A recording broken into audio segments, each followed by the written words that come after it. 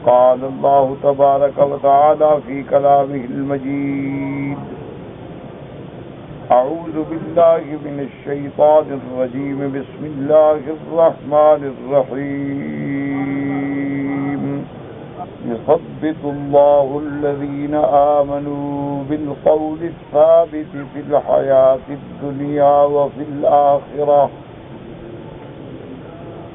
ويذل الله الظالمين ويفعل الله ما يشاء. اللہ تبارک و تعالی نے کلام مقدس کی ان آیات مبارکہ میں جو سورۃ ابراہیم کی آیات ہیں، القول الثابت کے بارے میں بیان فرمایا ہے. جیسا کہ اس سے پہلے اللہ تبارک و تعالی نے ایک مثال بیان فرمائی کلمہ طیبہ کی اور کلمہ خبیثہ کی. کلمۃ طیبۃ کشجرۃ طیبۃ. اللہ نے قرآن میں مثال بیان فرمائی کہ ایک پاکیزہ کلمہ ہے، پسندیدہ کلمہ ہے. اس کی مثال ایسے ہے جیسے ایک پسندیدہ درخت، اور وہ درخت ایسا ہے کہ اصلها ثابت، کہ جس کی جڑیں اور بنیاد جو ہے وہ زمین کے اندر ہے، وفرعها فی السماء، اور اس کی شاخیں جو ہیں وہ آسمان کو پہنچتی ہیں، آسمانوں کو پہنچتی ہیں. اور اسی طرح دوسری مثال بیان فرمائی کلمۃ خبیثۃ، کہ ایک برا کلمہ ہے، اس کی مثال بھی ایسی ہے کہ شجرۃ خبیثۃ، ایک بہت ہی برے درخت کی مثال. ایک ایسا درخت کہ اجتثت من فوق الارض، کہ جو پورے کا پورا زمین کے اوپر ہے، اکھاڑ لیا جائے. ما لها من قرار، اس کو زمین میں کوئی قرار، کوئی ثبات، کوئی بنیاد نہیں ہو. اور اس کے بارے میں پھر حضور صلی اللہ علیہ وسلم نے فرمایا کہ کلمۃ طیبۃ سے مراد کیا ہے، یعنی کلمہ ایمان، کلمہ لا الہ الا اللہ محمد رسول اللہ. اور جس درخت سے مثال دی حضور صلی اللہ علیہ وسلم نے، اس کی بھی وضاحت فرما دی کہ اس درخت سے مراد جو ہے وہ کھجور کا درخت ہے. کیونکہ کھجور کا درخت ایک ایسا درخت ہوتا ہے کہ جس کی زمین کے اندر بڑی بنیاد مضبوط ہے. بڑے طویل ترین کھجور کے درخت ہوتے ہیں، لیکن طوفان واندی میں کھڑے رہتے ہیں. اس کی وجہ یہ ہے کہ ان کی بنیادیں مضبوط، اور پھر اس کی شاخیں یعنی اتنی بلند ہیں کہ گویا آسمانوں تک پہنچنے والی. اور ساتھ یہ بھی میرے آقا نے فرمایا کہ کھجور کا درخت ایک ایسا درخت ہے جو ہر موسم میں سرسبز و شاداب ہے. ورنہ دنیا کے تمام درخت جو ہیں، بعض سردیوں میں بعض گرمیوں میں ان پہ خزاں آ جاتی ہے اور ان کے پتے تک جھڑ جاتے ہیں، شکل بدل جاتی. لیکن ایک کھجور کا درخت ہے کہ گرمی ہے، سردی ہے، وہ اپنی اصلی حالت میں کھڑا رہتا. اور حضور صلی اللہ علیہ وسلم نے فرمایا کہ اس درخت کا پھل جو ہے وہ ہر زمان، ہر مکان، ہر حال میں ملتا ہے. یعنی اللہ تبارک و تعالیٰ کی شان ہے کہ بعض پھل جو ہیں وہ گرمیوں میں ہوتے ہیں لیکن سردیوں میں نہیں ملتے. بعض پھل جو ہیں وہ سردیوں میں ہوتے ہیں لیکن اس کے بعد اپنے موسم کے علاوہ نہیں ملتے. لیکن کھجور ایک ایسی اللہ کی نعمت ہے جو ہر زمانے میں، سردیوں میں بھی موجود ہے اور گرمیوں میں بھی موجود ہے، اور ہر گھر کا اللہ نے غذا بنائی. اور اسی طرح حضور صلی اللہ علیہ وسلم نے یہ بھی وضاحت فرما دی کہ یہ درخت ایسا نفع دینے والا ہے کہ اس کو ہر حال میں استعمال کیا جاتا ہے. یعنی آپ اندازہ کریں کہ ابھی بعض کھجوریں ایسی ہیں جو بالکل کچی جب ہو تو بڑی میٹھی ہوتی ہیں، پسندیدہ ہوتی ہیں، ان کو پکنے سے پہلے کھایا جاتا ہے. اور بعض کھجوریں ایسی ہیں جو آدھی پکی اور آدھی کچی استعمال ہوتی، اور بعض کھجوریں ایسی ہیں جو پوری پک جائیں تو استعمال ہوتی، اور بعض کھجوریں ایسی ہیں جو خشک ہونے کے بعد سارا سال استعمال ہوتی ہے۔ اور اسی طرح کھجور کا درخت جو ہے، اس کا پتا ہو، اس کی لکڑی ہو، اس کا بور ہو، اس کی شاخیں ہوں، اس کے گوشے ہوں، ہر چیز استعمال میں آتی ہے۔ تو حضور پاک صلی اللہ علیہ وسلم نے اس کی مثال دی ایک مومن سے، ایمان والے سے، کہ جس کے اندر یہ کلمہ طیبہ ہے۔ جو آدمی ایمان لاتا ہے تو اس کلمے کی بنیاد جو ہے وہ بھی دل میں ہوتی ہے، اور اظہار جو ہے وہ زبان سے ہوتا ہے، اقرار جو ہے وہ زبان سے ہوتا ہے، اور اس کی گواہی جو ہے اس کا پورا وجود دیتا ہے۔ اور جیسے ہر حال میں کھجور نفع پہنچاتی ہے، اسی طرح مومن بھی ہر حال میں نفع پہنچاتا ہے۔ کبھی وہ خود ذکر کے اندر ہے، کبھی عبادت کے اندر ہے، کبھی نماز کے اندر ہے، اور کبھی شکر کے اندر ہے۔ اور مومن کبھی صدقہ، کبھی خیرات، کبھی حج، کبھی عمرہ، کبھی زکوٰۃ، ایک دوسرے سے مواسات، ایک دوسرے سے ہمدردی، صلہ رحمی۔ جو صحیح معنی میں مومن ہے، گویا اس کا ہر قول، ہر عمل، ہر فعل، ہر حرکت، ہر سکون جو ہے دنیا کو فائدہ پہنچانے والی۔ اسی طرح آپ دیکھ لیں کہ جو لوگ صحیح معنوں میں ایمان والے ہیں، جو لوگ صحیح معنوں میں دین والے ہیں، قرآن پڑھانے والے ہیں، حدیث پڑھانے والے ہیں، تبلیغ کرنے والے ہیں، تو ہر حال میں جب دیکھو ان کا کلمہ جو ہے وہ خیر۔ حتیٰ کہ حضور پاک صلی اللہ علیہ وسلم نے فرمایا کہ مومن جو ہے ایک ایسا اللہ کا محبوب بندہ ہے جس کا ہر حال میں فائدہ ہی فائدہ ہے۔ کیا مانا کہ اگر مصیبت پڑ جائے صبر کرتا ہے تب بھی فائدہ ہے، اور اگر اللہ نعمت عطا فرمائے شکر کرتا ہے تب بھی فائدہ ہے۔ تو حضور صلی اللہ علیہ وآلہ آلہ واصحابہ وسلم تسلیما کثیرا کثیرا نے مومن کلمے پڑھنے والے کی مثال دی کھجور کے درخت سے، کہ جیسے اس کا نفع عام ہے اسی طرح مومن کا نفع بھی عام ہے۔ یعنی آپ اندازہ فرمائیں کہ اگر مومن سویا ہوا ہے تب بھی نفع ہے، اگر مومن خاموش بیٹھا ہے تب بھی نفع ہے، اور اگر مومن بولے گا تو خیر کا کلمہ ہی بولے گا تب بھی نفع ہے۔ تو اس لیے حضور صلی اللہ علیہ وسلم نے اللہ تبارک و تعالی کے قرآن پاک کے اترنے کے بعد بطور مثال سمجھا، اور حضور نے فرمایا اسی طرح کافر دیکھو اور کفر کا کلمہ دیکھو، اس کی کوئی جڑ نہیں، کوئی بنیاد نہیں، کوئی قرار نہیں، کوئی ثبات نہیں۔ کبھی وہ بتوں کو پوجتا ہے، کبھی دیوی دیوتا کو پوجتا ہے، کوئی سورج کو پوجتا ہے، کوئی چاند کو پوجتا ہے، کوئی کواکب کو پوجتا ہے، کوئی مردہ انسانوں کو پوجتا ہے، کوئی شخصیات کو پوجتا ہے، کوئی درختوں کو پوجتا ہے، کوئی حیوانوں کو پوجتا ہے، کوئی پانی کو پوجتا ہے، کوئی گنگا اور جمنا کو پوتر سمجھتا ہے۔ انسان اس کا قرار کوئی نہیں، اس لیے اس کی مثال آپ نے فرمایا ایسی ہے کشجرۃ خبیثۃ، کہ ایک ایسی بری چیز سے، بری درخت سے تشبیہ دی گئی۔ بعض علماء نے فرمایا کہ اس سے مراد حنظل ہے، عربی میں کہتے ہیں حنظل، جس کو آپ کہتے ہیں کوڑ تما، جو صحرا میں ریت کے علاقوں میں پیدا ہوتا ہے، بڑا بڑا ایسے گول، لیکن وہ اتنا بدبخت کڑوا ہوتا ہے کہ اگر اس کی شاخوں پہ، اگر اس کی جڑوں پر آدمی پاؤں سے بھی چلے تو منہ کڑوا ہو جاتا ہے۔ کھانا تو بڑی بات ہے نا، یعنی اگر پاؤں کے نیچے بھی اس کو رکھ دیں تو کچھ دیر کے بعد اس کی کڑواہٹ جو ہے وہ آدمی کے منہ میں بھی پہنچ جاتی ہے۔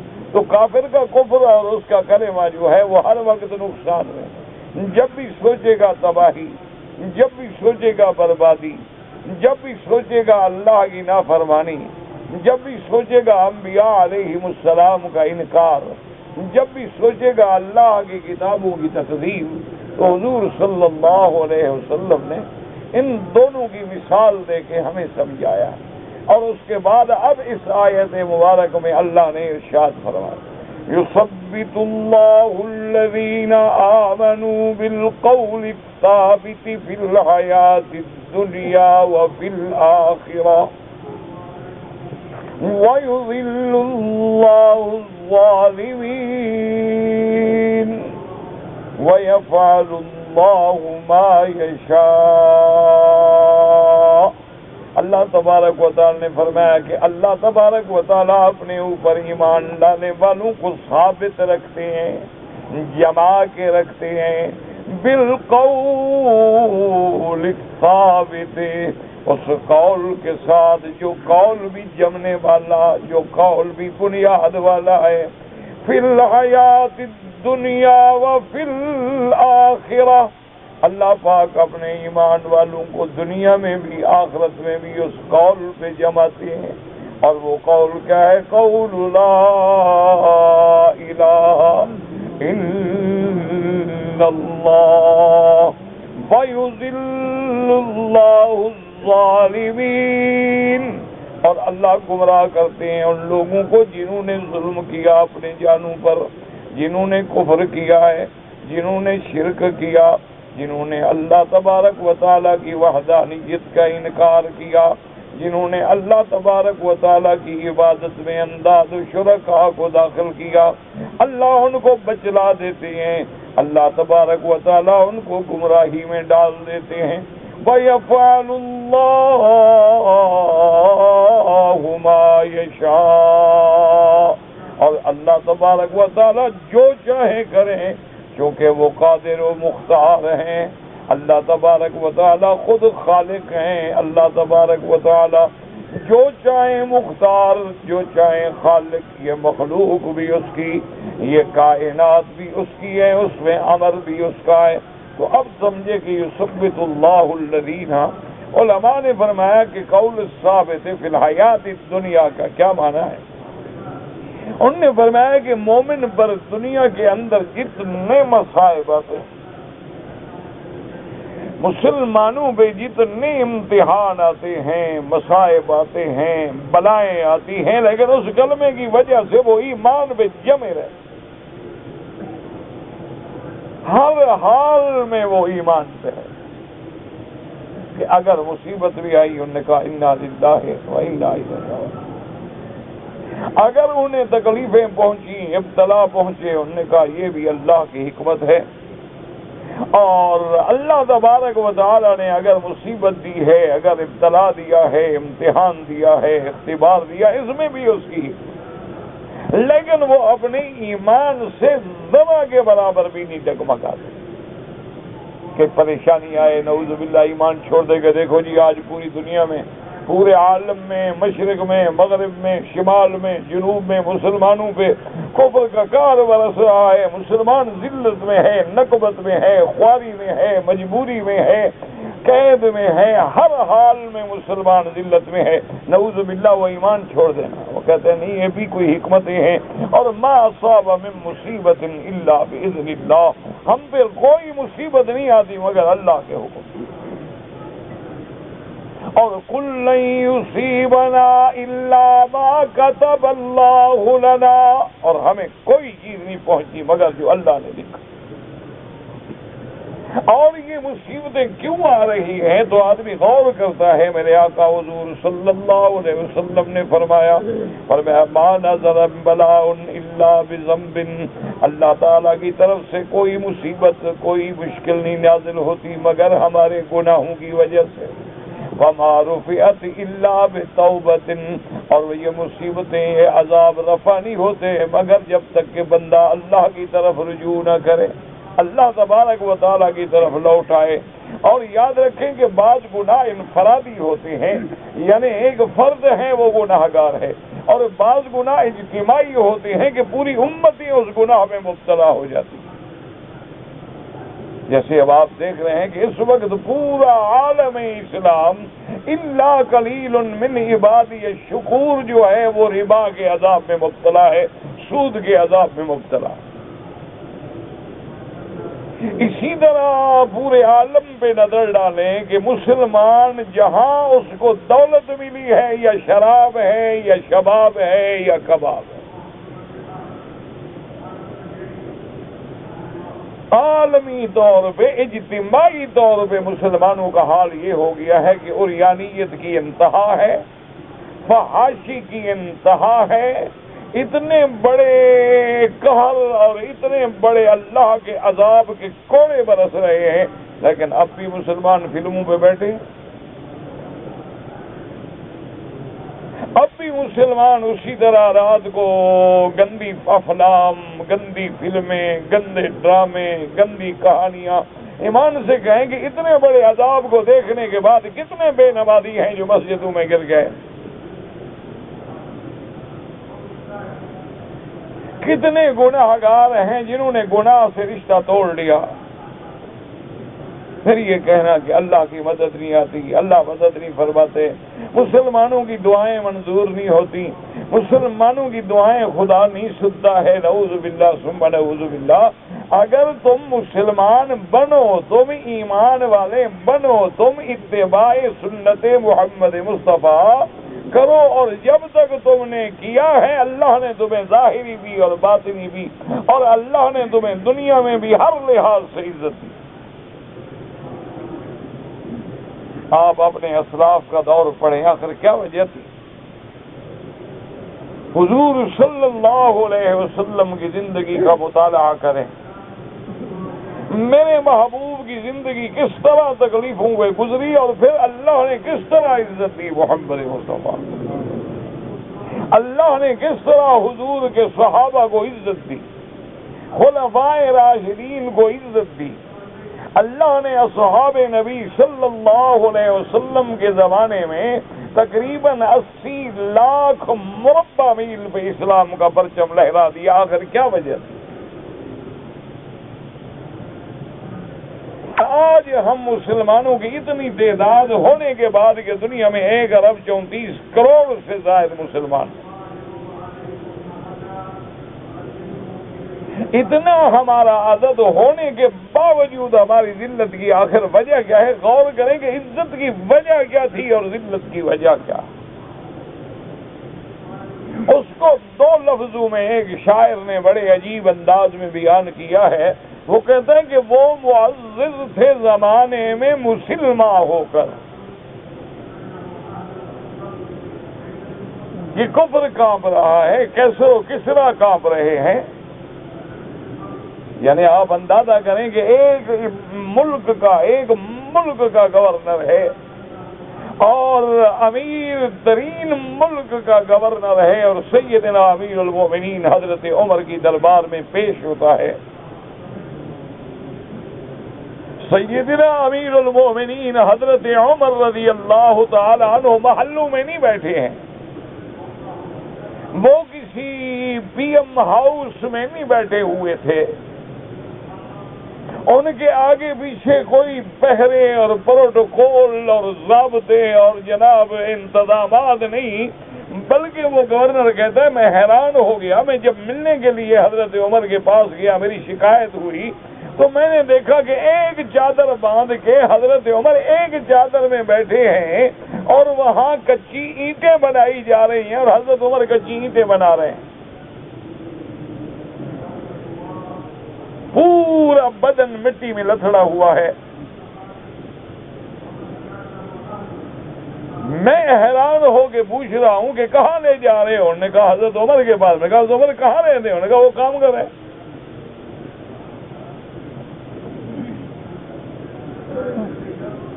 حضرت عمر رضی اللہ تعالی عنہ کے سامنے کہتا ہے جب میں پیش ہوا اور حضرت عمر نے ایسے اٹھا کے نظر مجھ پہ ڈالی، کہتے خدا جانتا ہے میں نے بڑے بڑے بادشاہوں کے دربار دیکھے تھے، لیکن مجھے آج تک کبھی دماغ میں ایک ذرے کے برابر بھی کسی سے خوف نہیں آیا، لیکن حضرت عمر کی آنکھیں ملانے سے میں ہل گیا۔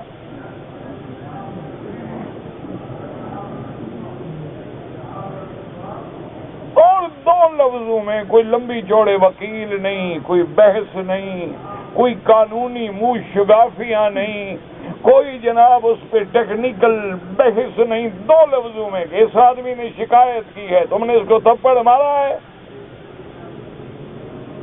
ہاں جی مارا ہے۔ کیوں مارا ہے؟ او جی اس نے پاؤں میری چادر پہ رکھ دیا تھا۔ اچھا، فرمایا زمین تیرے چلنے کے لیے یا چادروں کے چلنے کے لیے؟ حضرت نے فرمایا کہ ظالم انسان کو اللہ نے پیدا کیا ہے کہ زمین پہ چلے، اور پیچھے تیری چادر زمین پہ چل رہی تھی، غریب کا اتفاق سے پاؤں آ گیا، تم نے تھپڑ مار دیا ہے۔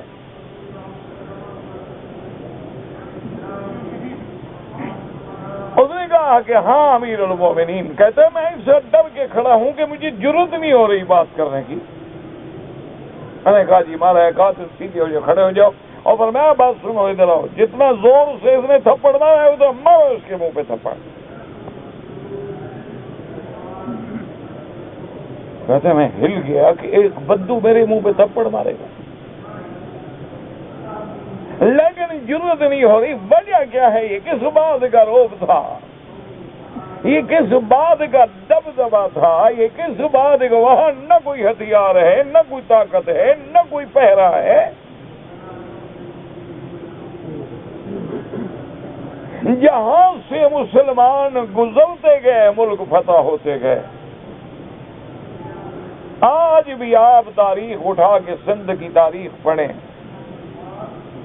یہ بلاد الہند اور سندھ جو ہے اس پہ بڑے علماء نے کتابیں لکھی ہیں، اور یہ بڑی عجیب سرزمین ہے۔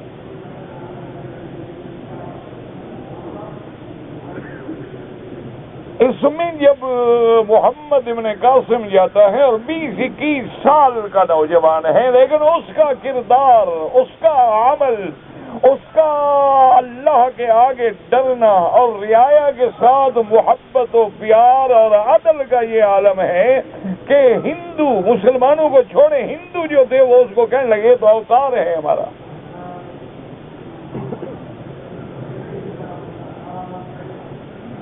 تو اس لیے اس نے 2 لفظوں میں بات کی ہے، اگر آپ غور کریں تو آپ کو سمجھ آ جائے گی انشاءاللہ کہ وہ معزز تھے زمانے میں مسلمہ ہو کر، اور ہم خوار ہیں آج تارک قرآن ہو کر، کہ وہ صحیح معنوں میں مسلمان تھے، اللہ کے قرآن کے ایک ایک حکم کو سینوں سے لگایا اور عمل کر کے دکھلایا۔ اور آج ہم نے قرآن چھوڑ دیا، آج ہم نے فرمان محمد مصطفیٰ صلی اللہ علیہ وسلم چھوڑ دیا، آج ہم نے اتباع سنت چھوڑ دی، آج ہم نے اپنے اولیاء الامور کی اطاعت چھوڑ دی، اور غصہ ان کا غصہ اس سیل ایسے بن گئے کہ جیسے پانی کے اوپر ایک بلبلے ہوتے ہیں جن کی کوئی قیمت نہیں ہوتی۔ آج پورے عالم اسلام کا یہ عالم ہے کہ ٹک ٹک دیدم دم نہ کشیدم، دیکھتے ہیں سانس نہیں نکال سکتے۔ وجہ کیا ہے کہ ہم اللہ کے قرآن سے دور ہو گئے ہیں، نام کے ہم مسلمان رہ گئے ہیں، نہ ہمارے عقیدے میں وہ ثبات ہے، نہ ہمارے اعمال میں وہ اتباع ہے، نہ ہماری سیرت میں سیرت نبی کی جھلک ہے، نہ ہماری صورت میں صورت نبی صلی اللہ علیہ وسلم کا پرتو ہے۔ مال دعوے کرنے سے کہہ دو کہ میں مسلمان ہوں اور میں فلان، ایک آدمی جو کہتا ہے میں عالم ہوں تو عالم بن جائے گا؟ کہنے سے کوئی عالم ہو جاتا ہے؟ ایک آدمی لاکھ کہے کہ جناب میں بڑا پرہیزگار، بڑا متقی، تو کہنے سے تو متقی کبھی کوئی نہیں بنا۔ کہنے سے تو کبھی بھی، اب تو ہم صرف یہ ہے کہ جیسے کہ ایک قول ہے بزرگوں کا کہ لم یبق من الاسلام الا اسمہ، کہ اسلام میں ہمارے پاس کچھ بھی نہیں بچا، صرف نام بچ گیا ہے۔ وَلَمْ يَبْقَ مِنَ الْقُرْآنِ إِلَّا رَسْمُهُ، اور قرآن پاک کے بارے میں بھی ہمارے دامن میں کچھ نہیں بچا، صرف لکھا ہوا قرآن ہے، بس عمل ہم نے نہیں کرنا۔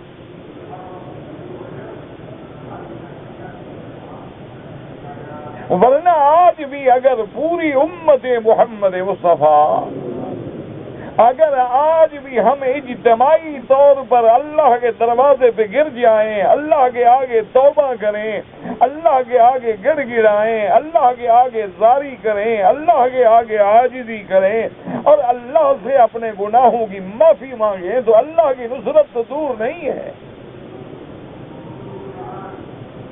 اسی لیے اقبال نے کہا تھا کہ فضائے بدر پیدا کر فرشتے تیری نصرت کو. پہلے بدر تو بنے تو فرشتے اترے نا.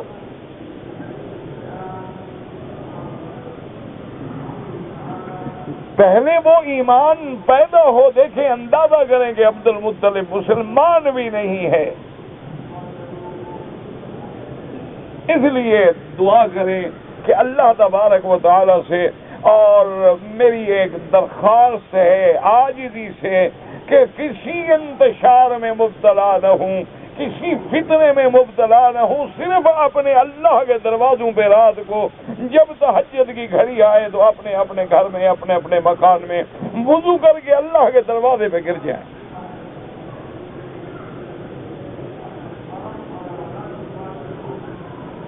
کچھ بھی نہ کریں. دعا جو ہے، دعا سلاح المؤمن، مومن کا سب سے بڑا ہتھیار جو ہے وہ دعا ہے.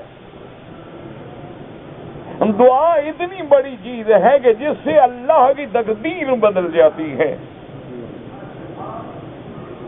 دعا اتنی بڑی چیز ہے کہ جس سے اللہ تبارک و تعالی آسمانوں سے رحمت کے دروازے کھول دیتے ہیں. تو ہر مسلمان کا اور ہر اس بندے کا جو اس بلد الامین میں، اس ملک میں رہتا ہے، خدا کے لیے انتشار میں نہ پڑیں، افتقراء میں نہ پڑیں، امت مسلمہ کو نہ لڑائیں اور مسائل میں جھگڑے نہ کریں. اب ایک وقت آ گیا ہے کہ سب اللہ کے دروازے پہ رجوع کریں، توبہ کریں اور اللہ کے دروازے پہ گر جائیں. جس کو اللہ نے طواف کی ہمت دی ہے وہ رو رو کے طواف کرے. جس کو اللہ نے تہجد کی ہمت دی ہے وہ رات کو رو رو کے نمازیں پڑھے، سجدے میں گرے اور اللہ سے معافی مانگے کہ میرا مولا، حضور کی امت میں بڑا مشکل وقت آ گیا ہے، اب لاج رکھ اور عالم اسلام کی حفاظت کر لے، ورنہ دانا دیں گے بت کے مسلم کا خدا کوئی نہیں. لوگ کہیں گے کہ دیکھو کفر اتنا طاقتور ہے اور مسلمان مٹ گیا ہے، مسلمانوں کا خدا ہی نہیں ہے.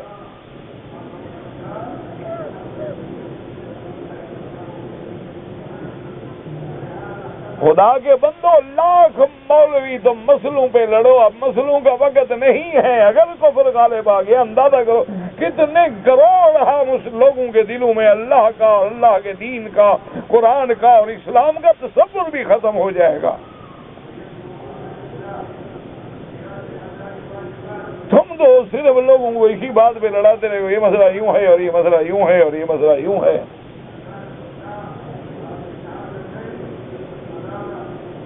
تو اب علاج ہماری اس بیماری کا، اس کمزوری کا علاج یہ ہے کہ قطعاً ہر مسلمان اختلافات سے اپنے آپ کو بچا لے، افتراقات سے اپنے آپ کو بچا لے.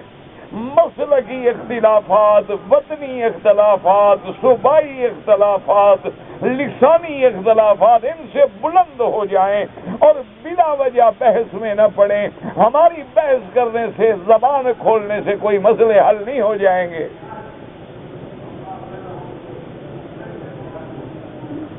اگر اللہ کے عذاب کو ٹالنا ہے،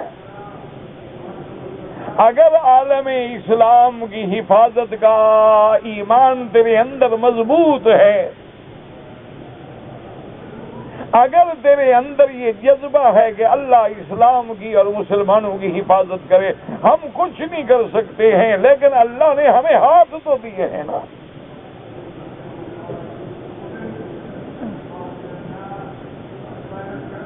ایک اللہ والے گزرے ہیں، حضرت امروٹی رحمت اللہ علیہ، اللہ ان کی قبر پہ کروڑوں رحمتیں فرمائے. میں نے زیارت نہیں کی، سنا ہے.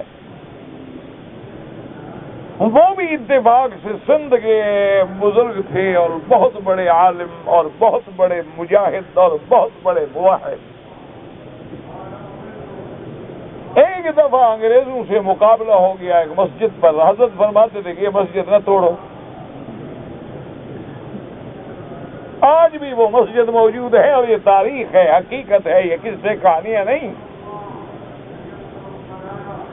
انہوں نے کہا کہ نہیں جناب، ہم نے یہ نہر گزارنی ہے اور یہ مسجد جو ہے آپ کی، یہ بالکل ہمارے اس نہر کے اندر آتی ہے، مجبور ہیں، قانون ہے انہیں توڑنی. اس زمانے میں کافروں کا، انگریزوں کا دور تھا. اس وقت کا جو کلیکٹر تھا وہ آیا اور آپ نے اس سے کہا کہ دیکھو آپ غریب لوگ ہیں، فقیر لوگ ہیں، مسجد میں پڑے ہیں، نہ ہمارے کوئی محل ہے، نہ ہمارے کوئی گھر ہیں، بس یہاں ہم اللہ اللہ کرتے رہتے ہیں، تمہیں کیا فرق پڑے گا؟ تھوڑا سا اگر نہر کو یوں قرض دے دو، ذرا سا بھی پھیر دو تو مسجد بچ جائے گی. ہمارے پاس طاقت تھوڑی ہے کہ ہم دوبارہ بنوا لیں گے. تو بہت اچھی طرح حضرت نے سمجھایا، لیکن اقتدار جب آدمی کے پاس ہو، کرسی پہ بیٹھا ہو، تو عقل کا جواب دے جاتی. اس نے کہا جی ہم نے آپ کو کہا ہے کہ ہمارا آرڈر ہے کہ یہ ٹوٹے گی مسجد. تو حضرت بھی جوش میں آ کے حضرت فرمایا نہیں ٹوٹے گی. اس نے کہا مولوی صاحب آپ کا دماغ صحیح ہے، ایک مولوی ہو، یہ تمہارے چند مرید بیٹھے ہوئے ہیں داڑھیوں والے، وہ بھی عقل سے فارغ لگتے ہیں مجھے، یہ تم لوگ مقابلہ کرو انگریز کی قوت قاہرہ کا. انہوں نے کہا بہرحال تم جاؤ، دوڑ جاؤ، مسجد ہی ٹوٹے. تو اس نے حیران ہو کے کہا کہ عجیب بات ہے، اور اس کے بعد اس نے حکم دیا کہ طاقت کا استعمال کیا جائے اور ان کو سمجھا دیا جائے 1 دفعہ 2 دفعہ 3 دفعہ، ورنہ اڑا دو مسجد کو بھی اور ان کو بھی، سب کو اڑا دو. یہ کیا ہے؟ چند لوگ ہیں. تو ان کا پھر ایک بہت بڑا افسر ہے، اس نے کہا 1 دفعہ پھر بات کرتے ہیں. تو وہ جب آیا تو اس نے آگے سمجھایا، اس نے کہا حضرت روٹی ہے، یہ چند آپ کے مرید بیٹھے ہیں بیچارے، کیا کریں گے؟ یہ سارے اڑ جاؤ گے، مسجد بھی اڑ جائے گی. آرام سے آپ مسجد سے نکل کے باہر چلے جائیں، ہمیں مسجد صحیح توڑنے دیں، چلو ہم اتنا مہربانی کرے گا تمہیں مسجد بنا دے گا. اور تم کس بات سے مقابلہ کرو گے؟ تو حضرت جوش میں آیا، فرمایا کیا کہتے ہو؟ کہنے لگا تمہارے پاس کون سا ہتھیار ہے؟ فرمایا یہ میرا ہتھیار ہے.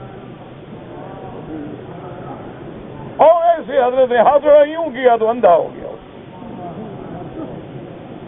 جاؤ دفعہ ہو جاؤ، اور اگر تم نے میری مسجد پہ 1 گولی چلائی تو میں تیری نسل ختم کر دوں گا اللہ سے مانگ کے. کفر ہو کہ ہمیں ڈراتے ہو؟ وہ افسر سمجھدار تھا، انگریز دشمن تھا، دانا دشمن تھا. اس کو بات سمجھ آ گئی کہ کوئی گڑبڑ ضرور ہے، اس کے ہاتھوں میں یہ ویسے کرتا ہے اور کام ہو جاتا ہے. اور نے کہا اچھا حضرت میرا کیا قصور ہے، میں تو پیغام دینے آیا تھا، میرے تو آنکھوں کا مسئلہ حل کرو. انہوں نے کہا نہیں تم جاؤ آرڈر کرو، مٹاؤ. ہمیں کیسے مٹاتے ہو؟ میرا خدا اس بات پہ قادر ہے کہ تیری نسل کو بھی مٹا دے.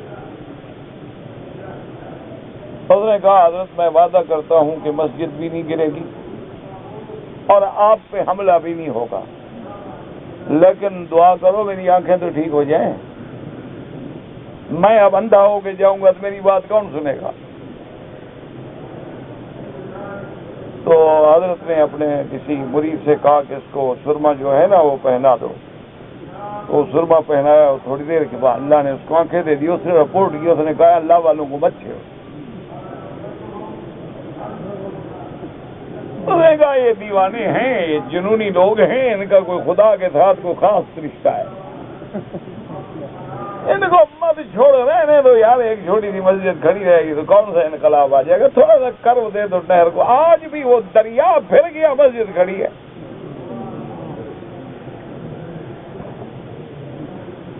وہ خدا کی شان ہے، مسجد بھی نہیں دیکھی. حالانکہ حضرت کے خاندان کے لوگ میری محبت ہے، مجھے ان سے انہیں بھی محبت ہے، لیکن اتفاق ہے کبھی گئے نہیں، اس علاقے میں نہیں جا سکے. ورنہ شوق ہوتا ہے کبھی کبھی کہ جائیں حضرت کی جگہ پہ، لیکن اتفاق ہوتا ہے 2-4 دن ہوتے ہیں، کہاں کہاں جائے آدمی. تو بہرحال کہنے کا مقصد یہ تھا کہ ہمارا ایمان ہے کہ آج بھی اللہ کے دروازے پہ گر جاؤ، سب جھگڑے چھوڑ دو. ہم بالکل بے بس ہیں لیکن خدا تو بے بس نہیں. اللہ تبارک و تعالیٰ کے دروازے پہ لوٹ آؤ، اللہ کے دروازے پہ توبہ کرو، خیرات کرو، صدقات کرو، اور خاص طور پہ رات کے آخری پہر میں جب کوئی دیکھنے والا نہ ہو اللہ کے سوا، بس سجدے میں گر جاؤ، 2 رکعت پڑھ کے بس رونا شروع کر دو کہ مولا بس عالم اسلام کی حفاظت فرما، حرمین کی حفاظت فرما، بلد الامین کی حفاظت فرما۔ ہم گئے ہیں، گزرے ہیں، نام لیتے ہیں تیرا، صرف مسلمان ہیں، تیرا قرآن پڑھتے ہیں، جیسے بھی گندے ہیں مہربانی کر کے عالم اسلام کو بچا لے، عالم اسلام کی حفاظت فرما دے، اور تو اس پہ بھی قادر ہے کہ آج بھی وقت کے فرعونوں کو غرق کر دے، ان پہ ہوا مسلط کر کے اڑا دے، تو قادر ہے، جو چاہے کر دے۔ بس اللہ کے آگے گر گراؤ، فتنوں سے اپنے آپ کو بچاؤ، فسادات سے اپنے آپ کو بچاؤ۔ اب ہر جھگڑا چھوڑ دو، بس ایک بات کرو کہ خدا کے در پہ گرنا ہے، توبہ کرنی ہے، اور اللہ کو راضی کر کے مانگنا ہے، اور اسلام کی حفاظت ہونی ہے۔ اور بالکل ہمیں یقین ہے کہ اگر کائنات کا سارا کفر بھی اکٹھا ہو جائے، اسلام نہیں مٹے گا۔ اسلام کو مٹانے والے تو مٹ جائیں گے، قرآن کو مٹانے والے تو مٹ جائیں گے، لیکن اسلام رہے گا، اور آخر میں اسلام ہی غالب ہوگا۔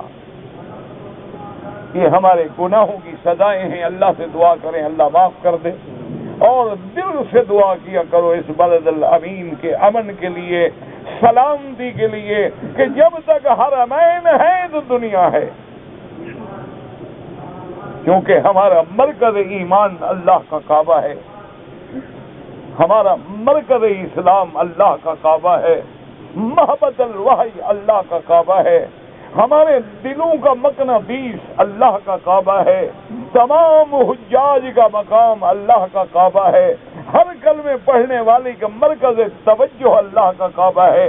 دعا کریں کہ اللہ قیامت تک اس کو گرم ہواؤں سے بھی محفوظ رکھے، اور اس بلد الامین کی حفاظت فرمائے، اور اللہ مسلمانوں کو اتحاد و اتفاق نصیب کرے۔ تو اب یہ مومن کی شان ہے، اللہ نے فرمایا کہ ہم مومن کو اس کے کلمے کی وجہ سے حیات دنیا میں بھی ثابت قدم رکھتے ہیں کہ لاکھ مصیبتیں آ جائیں، لاکھ قہر ٹوٹ جائیں، وہ اپنے ایمان پہ کھڑا، وہ ہلتا ہے۔ اسی طرح اللہ نے فرمایا یثبت اللہ الذین آمنوا بالقول الثابت فی الحیاۃ الدنیا وفی الآخرہ۔ دنیا میں بھی ہم ثابت قدم رکھتے ہیں اور آخرت میں بھی۔ یاد رکھیں کہ صحیح بخاری اور مسلم میں حدیث مبارک ہے کہ قرآن مقدس کی اس آیت میں جو لفظ آخرت ہے اس سے مراد قبر ہے،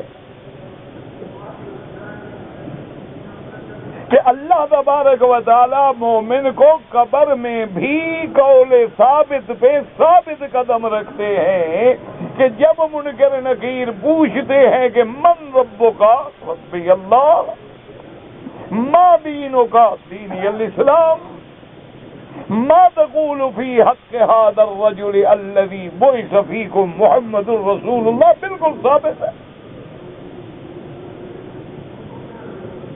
یعنی آپ اندازہ کریں کہ قبر کی تنہائی ہے، کوئی ساتھ نہیں، بیٹا، بھائی، باپ، دوست سب مٹی ڈال کے چلے گئے ہیں۔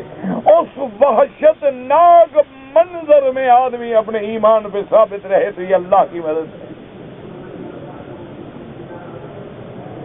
تو اسی لیے علماء کرام نے اور مفسرین عظام نے لکھا ہے کہ قرآن میں تقریباً 10 آیات ہیں،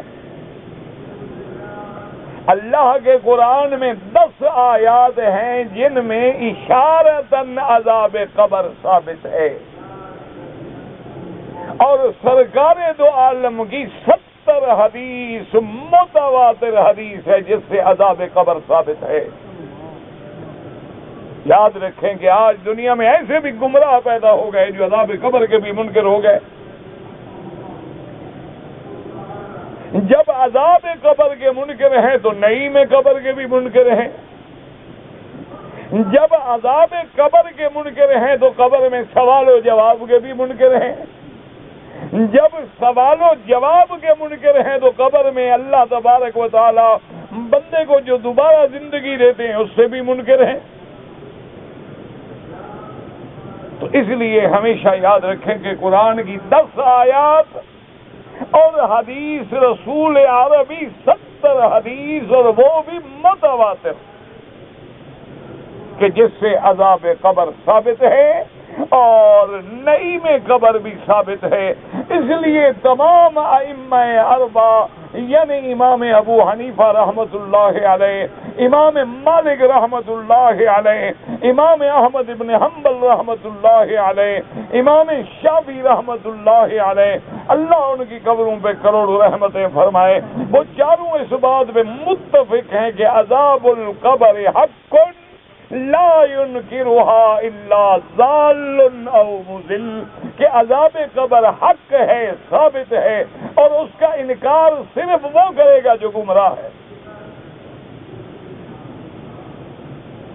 اسی لیے صحیح احادیث مبارک میں یہ آیا کہ یہاں بھی آخرت سے مراد قبر ہے. آخرت سے مراد قبر کیوں ہے؟ وجہ یہ ہے کہ جیسے دنیا سے آدمی جاتا ہے پہلی منزل جو ہے قبر ہے، تو گویا وہ آخرت کی طرف پہلی سیڑھی ہے کہ اب دنیا میں تو دوبارہ لوٹ کے نہیں آئے گا، وہ تو پھر قیامت کے دن اٹھایا جائے گا.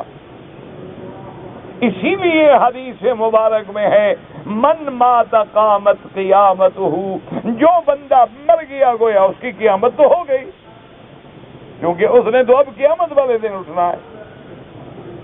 تو اسی لیے ہمیشہ یاد رکھیں کہ اللہ تبارک و تعالی اپنی رحمت سے اور اپنے فضل و کرم سے، اس لیے حضور نے فرمایا کہ جب مسلمان کو قبر میں دفن کر لو، مٹی ڈال لو، فرمایا کہ اب اس کے لیے دعا کرو، فاسألوا له التثبیت، اس کے لیے دعا کرو کہ اللہ اس کو سوال و جواب میں ثابت قدم رکھے.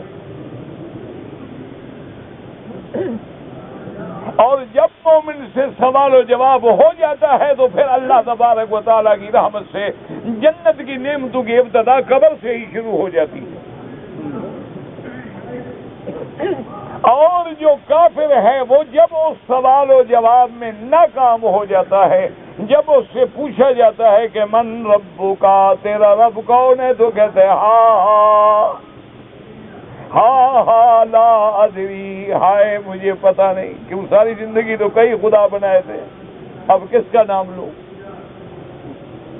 جب اس سے پوچھئے ما دینوں کا، تیرا دین کیا ہے، تو کہے گا ہاں لا ادری، ہائے مجھے پتہ ہی نہیں کیا دین ہے. دنیا میں تو بس کھاتے رہے، چلتے رہے، پھرتے رہے، کبھی ادھر کبھی ادھر، کبھی ادھر کبھی ادھر، بس وہی نہیں دین کا. جب اس سے پوچھا جائے گا ما تقول فی حق هذا الرجل الذی بعث فیکم، وہ کہے گا ہاں لا ادری، مجھے پتہ نہیں وہ کون ہے. تو اس کے بعد پھر اس کے لیے عذاب قبر کے اندر وہیں سے جہنم کے عذاب کے نمونے اور ٹرائل جو ہے وہ شروع ہو جائے. اس لیے اللہ تبارک و تعالی نے فرمایا کہ وہ کلمۃ طیبۃ، وہ کیا تھا، لا الہ الا اللہ محمد الرسول اللہ. اور جس نے وہ سچے دل سے اخلاص سے کلمہ توحید پڑھا ہے، اللہ فرماتے ہیں کہ پھر ہم اس کو دنیا کی زندگانی میں بھی اور آخرت میں بھی یعنی قبر میں بھی اسی پہ ثابت قدم رہتے ہیں. اگر دنیا میں بھی مصیبت آتی ہے تو وہ کہتے ہیں آمنا باللہ ما اصاب من مصیبت الا باذن اللہ. اور جب مصیبت آتی ہے وہ کیا کہتا ہے، الذین اذا اصابتهم مصیبت قالوا انا للہ وانا الیہ وَإِنَّا إِلَيْهِ رَاجِعُونَ أُولَئِكَ عَلَيْهِمْ صَلَوَاتٌ مِّن رَّبِّهِمْ وَرَحْمَةٌ وَأُولَئِكَ هُمُ الْمُهْتَدُونَ۔ مومن کو جب مصیبت آتی ہے وہ کہتا ہے اِنَّا لِلَّهِ وَإِنَّا إِلَيْهِ راجعون، صبر کرتا ہے کہ جو کچھ ہے میرے اللہ کا فیصلہ ہے اور اسی میں کوئی حکمت ہے، اسی کے اندر کوئی چیز ہے، چاہے ہم نہ جانیں نہ سمجھیں نہ ہمارے عقل میں آئے۔ اور یاد رکھو کہ جتنے لوگ عذاب قبر کے منکر ہیں اور وہ شبہات کرتے ہیں جی ہمیں نظر نہیں آتا، ہم نے دیکھا نہیں ہے، اور ہڈیاں گل جائیں گی اور ہڈیاں مسیدہ ہو جائیں گی، یاد رکھو یہ سب شبہات ہیں اور یہ سارے ہفوات ہیں جن کی کوئی حقیقت نہیں ہوتی۔ یہ ضروری نہیں ہوتا کہ جو چیز ہمیں نظر نہ آئے وہ موجود نہ ہو۔ اب دیکھو ہوا ہے لیکن ہمیں نظر نہیں آتی۔ آپ دیکھیں آج بھی آپ گلاب کا پھول لے لیں، چمپا لے لیں، کوئی چمیلی کا پھول لے لیں، سونگھتے ہیں، خوشبو ہے لیکن خوشبو نظر نہیں آتی۔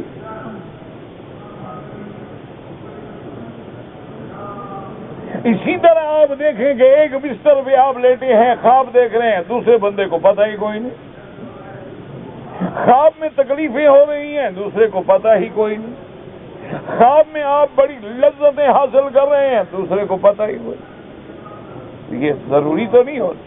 اچھا آج کتنی چیزیں ہیں جو دوربین ایجاد ہونے کے بعد ہمیں نظر آئیں، پہلے وہ بھی نظر نہیں آتی۔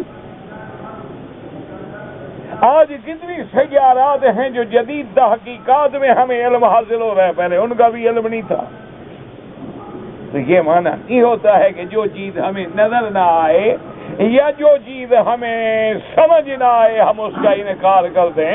ہم نے تو خدا بھی نہیں دیکھا ہے اور ہم نے تو جنت بھی نہیں دیکھی ہے، ہم نے تو حور و غلمان بھی نہیں دیکھے ہیں، عرش و کرسی بھی نہیں دیکھا ہے، ہم نے تو یہ ہوا جو ہماری زندگی کا ذریعہ ہے اس کو بھی کبھی نہیں دیکھا ہے، ہم نے جو روح ہمارے اندر ہے اس کو بھی کبھی نہیں دیکھا ہے، ہم نے جو خوشبو پھول کے اندر ہے اس کو بھی کبھی نہیں دیکھا ہے، لیکن انکار کرنا تو حماقت ہے۔ اسی لیے اللہ نے آگے فرما دیا کہ یہ بات میری پکی ہے، لیکن جن کو سمجھ نہیں آتی وہ ظالم ہیں، اپنے جانوں پہ ظلم کر رہے ہیں، اور جو انکار کرتے ہیں اور کفر کرتے ہیں ہم بھی ان کو پھر گمراہی میں ڈالتے ہیں۔ اس لیے فرمایا وَيُضِلُّ اللَّهُ الظَّالِمِينَ۔ اچھا اب سوال پیدا ہوتا تھا کہ اللہ نے ان کو گمراہ کر دیا اور ان کو ہدایت دے دی، اس کو ایمان نصیب کر دیا اور اس کو ایمان سے اللہ نے محروم کر دیا ہے، یہ کیا وجہ؟ فرمایا وَيَفْعَلُ اللَّهُ مَا يَشَاءُ، کہ اللہ تبارک و تعالی جو چاہے کریں، کیونکہ ساری مخلوق اس کی ہے۔ اگر اللہ اپنی مخلوق کے اندر جو چاہے کر دے اس کی مرضی ہے۔ اپنے ملک کے اندر دیکھو میرے پاس ہے نا کہ حالانکہ میں عارضی ملک ہے لیکن میں کسی کو دے دوں، میں کسی کو بیچ دوں، میں کسی کو ہدیہ دے دوں، میں اس کو گھر میں رکھ دوں، میں جیب میں رکھوں، میں استعمال کروں، تو اگر یہ عارضی ملک والے کو اتنا حق ہے تو جو حقیقی مالک ہے اس کو حق نہیں ہے؟ اس کی بھی مرضی ہے، لیکن اس کے باوجود بھی یاد رکھیں کہ اللہ تبارک و تعالی اپنے بندوں پہ کبھی ظلم نہیں کرتے ہیں۔ اللہ بندے کو عقل دیا ہے، سمجھ دی ہے، سمع دی ہے، بصر دی ہے، حواس خمس دیا ہے، اللہ نے ہزاروں کتابیں اتاری ہیں، اللہ نے لاکھوں نبی بھیجے ہیں، اللہ نے ہمیں حق و باطل سمجھنے کے لیے تمییز دی ہے، ہمیں آگ اور پانی کا فرق بتلایا ہے، لیکن پھر بھی کوئی نہ مانے تو پھر اللہ گمراہی میں ڈال دیتے ہیں۔ اللہ نے فرمایا میرا محبوب چھوڑ دو ان کو، ان کی گمراہی میں یہ اوندے پڑے رہیں اور جب میں چاہوں گا پھر ان کو پکڑ لوں۔ تو اس لیے ہمیشہ دعا کیا کریں کہ اللہ تبارک و تعالی ہمیں بھی اپنی رحمتوں سے قول ثابت پہ، ایمان پہ، دنیا میں بھی، قبر میں بھی اور حشر میں بھی ثابت قدم رکھیں۔ اس لیے حدیث مبارک میں ہے کہ افضل الذکر لا الہ الا اللہ محمد الرسول اللہ، کہ سب سے افضل ذکر جو ہے وہ یہ کلمہ طیبہ ہے، اور اس کلمے کو چلتے ہوئے، بیٹھے ہوئے، وضو میں، طواف میں، ہر حال میں پڑھا کریں، تاکہ جب موت آئے تو یہی کلمہ حفظ زبان ہو، کیونکہ میرے آقا کی حدیث مبارک ہے، فرمایا من کان آخر کلامہ لا الہ الا اللہ دخل الجنہ او کما قال النبی صلی اللہ علیہ وسلم۔ حضور نے فرمایا جس بندے کی آخری کلام یعنی مرنے کے وقت آخری دفعہ جب اس کی زبان پہ نکلے لا الہ الا اللہ، سمجھ لو کہ جنت کی طرف گیا، کیونکہ اللہ نے منزل آسان کر دی۔ اللہ ہم سب کی منزل آسان کر دے، اور اللہ پاک سب کو کلمہ طیبہ پہ موت عطا فرمائے، اور دل سے دعا کرے کہ یا اللہ عالم اسلام کی حفاظت فرما، اور یا اللہ اس وقت یہود اور وثنیین اور کفار اور مشرکین جنہوں نے دل اسلام کو اور عالم اسلام کو مٹانے کا پروگرام بنایا ہے، میرا اللہ تو قادر ہے، تو ان کو مٹا دے۔ یا اللہ مسلمانوں کی حفاظت فرما لے، یا اللہ عالم اسلام کی لاج رکھ لے۔ کہتے ہیں جی کہ اگر کوئی شخص مرنے سے پہلے اپنے لیے قبر کی زمین خرید لے، اگر وہاں مسلمانوں کا قبرستان نہیں ہے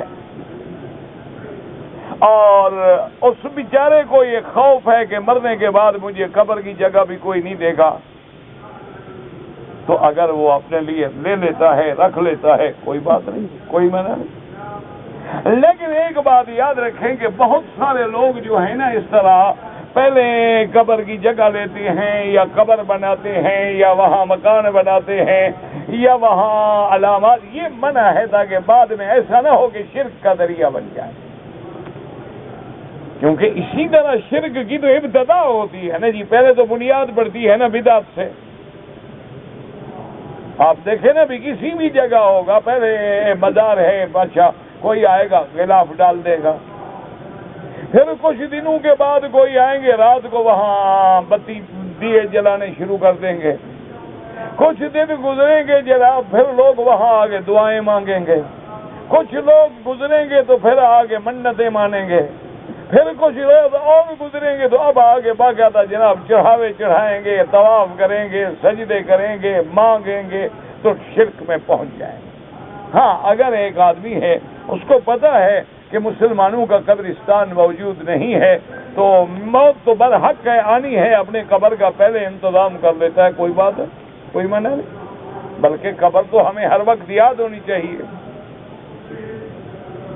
مسلمانوں پر جہاد اس وقت فرض ہوتا ہے، یاد رکھو کہ اگر اللہ تبارک و تعالی رحمت کرے کسی مسلمان ملک پہ حملہ ہو تو پہلے ان مسلمانوں پہ فرض ہوگا، پھر ان کے ساتھ والوں پہ فرض ہوگا، یہ نہیں کہ پوری کائنات میں ہر مسلمان پہ فرض ہو جائے گا۔ اور مسئلے پوچھنے کی کیا ضرورت ہے کہ تم نے جہاد کرنا ہے بھلا، یہ تو محض ایک شوق ہے، دل بہلانے والی بات ہے۔ اگر مسلمان کو غیر مسلم ظلماً مار رہا ہے اس میں کوئی شک نہیں، وہ شہید ہے، یہ بھی تو شبہ ہے۔ کہتے ہیں جی کہ ظہر کی نماز سے پہلے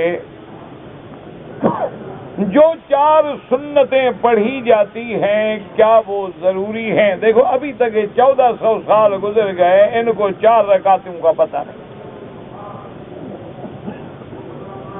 وجہ کیا ہے؟ وجہ یہ ہے کہ امت کو لڑانا ہے کہ کسی نہ کسی مسئلے میں الجھے رہو کہ 2 ہیں یا 4 ہیں، 2 ہیں یا 4 ہیں، اب جو 2 پڑھیں اللہ قبول کرے، جو 4 پڑھیں اللہ قبول کرے، کوئی جھگڑے کی بات کیا ہے؟ اگر ایک آدمی 2 رکعت پڑھتا ہے 2 لاکھ رکعت کا ثواب ملے گا، 4 رکعت پڑھے گا تو اللہ 4 لاکھ رکعت کا ثواب دے گا۔ اور پھر احادیث مبارک میں 4 رکعت کی ثبوت بھی موجود ہے اور 2 رکعت کا ثبوت بھی موجود ہے، تو اس لیے ایسے مسائل پر 1400 سال امت کو گزر گئے ہیں، ابھی تمہیں پتہ نہیں۔ وجہ کیا ہے کہ نماز تو پڑھنی نہیں، جو پڑھتا ہے اس کو پریشان کرنا ہے کہ تم 4 پڑھو یا 2 پڑھو۔ اللہ کے بندو، اللہ سے ہدایت مانگو۔ یہ جھگڑے کے زمانے نہیں، اختلاف کے زمانے نہیں کہ اب ہم امت کو اس دور میں ان مسائل پہ لڑائیں کہ سنت مؤکدہ ہے یا غیر مؤکدہ ہے، یا آپ نے 4 اکٹھی پڑھ لی تو نہیں ہوگی، 2 پڑھو گے تو ہو جائے گی، صرف 2 پڑھو 2 باقی نہ پڑھو، یہ کوئی مسائل نہیں۔ اللہ کے بندے، یہ احادیث مبارکہ میں سرکار دو عالم کا عمل ہے، اور 4 رکعتوں کی حدیث بھی موجود ہے، 2 رکعتوں کی حدیث بھی موجود ہے۔ اللہ جتنا توفیق عطا فرمائے، اللہ پاک ہمیں زیادہ سے زیادہ عبادت کی توفیق عطا فرمائے۔ اور امام ابو حنیفہ رحمۃ اللہ علیہ کے نزدیک تو ظہر سے پہلے کی 4 رکعت سنت مؤکدہ ہے، اور ظہر کے بعد 2 رکعت وہ بھی سنت مؤکدہ ہے۔ کہتے جی کہ نماز میں جب ہم سورت فاتحہ پڑھیں گے، اس کے بعد جو ہم سورتیں پڑھیں گے اس میں ترتیب ضروری ہے، یہ آج تک آپ کو پتہ نہیں لگا؟ نہ قرآن کی جو ترتیب ہے یا جیسے مرضی ہے جہاں سے بغیر ترتیب کے لکھا ہوا ہے؟ جو قرآن مقدس میں ترتیب ہے اسی ترتیب کے ساتھ نمازوں میں پڑھو، جو پہلے ہے وہ پہلے، جو بعد میں ہے وہ بعد میں۔ ایک ہے کہ اگر کسی نے ترتیب کے بغیر بھی پڑھ دی نماز تو ہو جائے گی، لیکن جب ایک ترتیب موجود ہے، ترتیب مصحف میں باقاعدہ لکھی ہوئی، اور اس زمانے میں کہ سیدنا ابو بکر سے شروع ہوئی اور حضرت عثمان کے زمانے پہ ختم ہوئی، اور تمام صحابہ نے اس ترتیب پہ اتفاق کیا، تمہیں 1400 سال کے بعد آج تک یہ مسئلے کا پتہ ہی نہیں لگا؟ خدا کے بندو، اپنے آپ کو ان جھگڑوں سے نکالو، ان اختلافات سے اپنے آپ کو بالکل دور لے جاؤ۔ اس وقت امت حضور کو اتفاق کی ضرورت ہے، اتحاد کی ضرورت ہے، اجتماع کی ضرورت ہے، اعتصام کی ضرورت ہے۔ ہمیں ملنا ہے، یہ نہیں کہ ہمیں ٹوٹنا ہے۔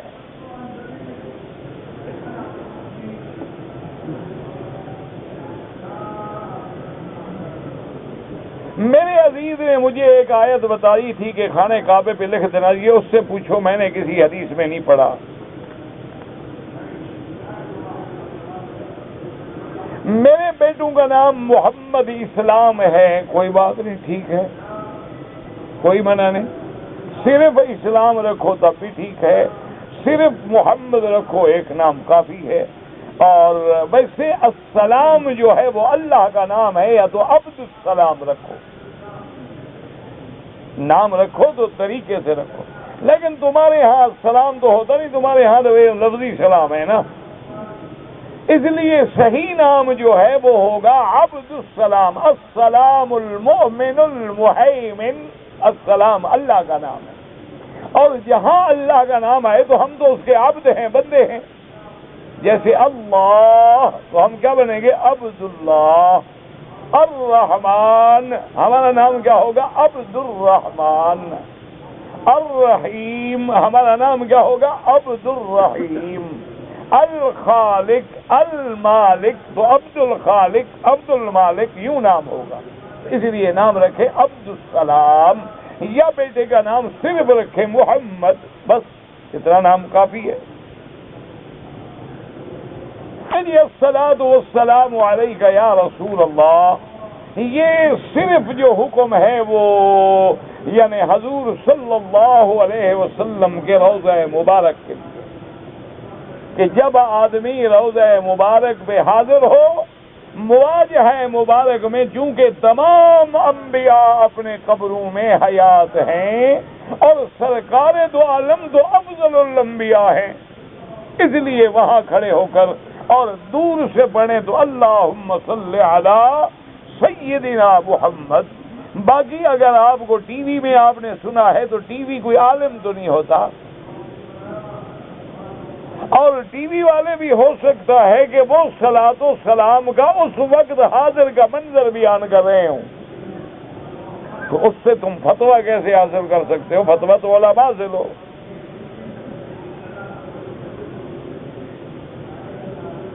ایک رکعت میں اتحیات پڑھنے کے بعد کھڑا ہو گیا، مجھے نہیں سمجھا ایک رکعت میں اتحیات کیا مطلب؟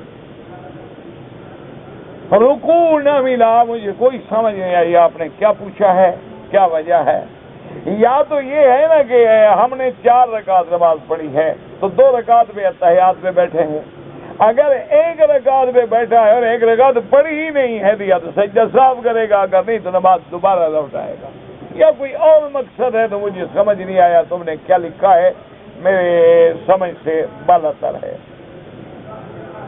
کہتا جی کہ میرا بڑا بھائی جو ہے وہ فوت ہو گیا، اللہ پاک تمام جو فوت ہو گئے ان کی مغفرت فرمائیں، اور جو زندہ ہیں اللہ ان کی ہدایت کا فیصلہ فرمائیں۔ اب سارے دل سے درود شریف پڑھ کے باقاعدہ اللہ کا حمد و ثنا کر کے دل سے دعا کریں عالم اسلام کی کامیابی کے لیے، کیونکہ جب بھی دعا مانگیں پہلے درود شریف پڑھیں، اللہ کے حمد و ثنا کریں، اور آخر میں بھی درود شریف پڑھیں۔ اللہم صلی علی سیدنا محمد وعلی آل سیدنا محمد وبارک وسلم۔ الحمدللہ رب العالمین الرحمن الرحیم مالک یوم الدین ایاک نعبد و ایاک نستعین اہدنا الصراط المستقیم صراط الذین انعمت علیہم غیر المغضوب علیہم ولا الضالین۔ یا اللہ یا اللہ یا اللہ یا ربا یا ربا یا ربا یا غوثا یا غوثا یا غوثا اغثنا۔ اللهم انصر الاسلام والمسلمین، اللهم انصر الاسلام والمسلمین، اللهم انصر الاسلام والمسلمین، اللهم احفظ سائر بلاد المسلمين وهذا البلد الأمين فاجعلها آمنا مطمئنا سخاء رخاء إلى يوم الدين۔